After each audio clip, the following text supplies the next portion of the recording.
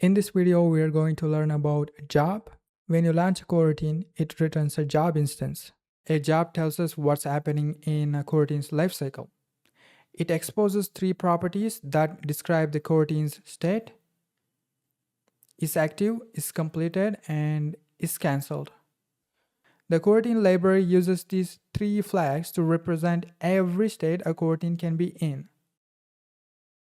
You can pause the video to read the table. By default, when you launch a coroutine, it starts in the active state. This is called an eager start.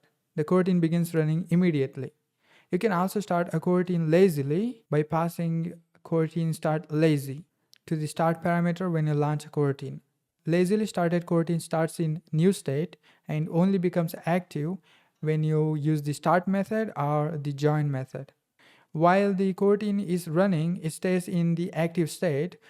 When its block of code finishes, it moves into the completing state. In the completing state, the coroutine has finished its own work, but it's waiting for its child coroutine to finish their work. The parent coroutine only reaches completed states only when all of its children complete their work. Completed is a terminal state. The coroutine is fully done and it cannot run again in this state. A coroutine can also be cancelled or fail. To cancel a coroutine, simply call cancel on the job instance. There's a bit more to coroutine cancellation and failure than it might seem, so I'll cover it in a separate video.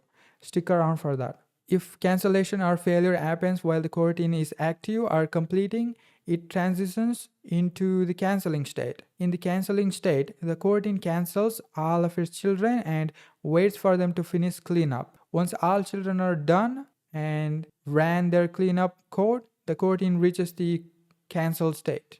Cancelled is also another terminal state. The coroutine is done and it can never be restarted. A coroutine always ends in one of two terminal states: completed or cancelled. Either way, once a job is finished, it's finished for good. Anyway, that's everything you need to know about jobs to understand structured concurrency. Now that we have covered the core concepts, you're ready to see how Kotlin Coroutines actually implement structured concurrency.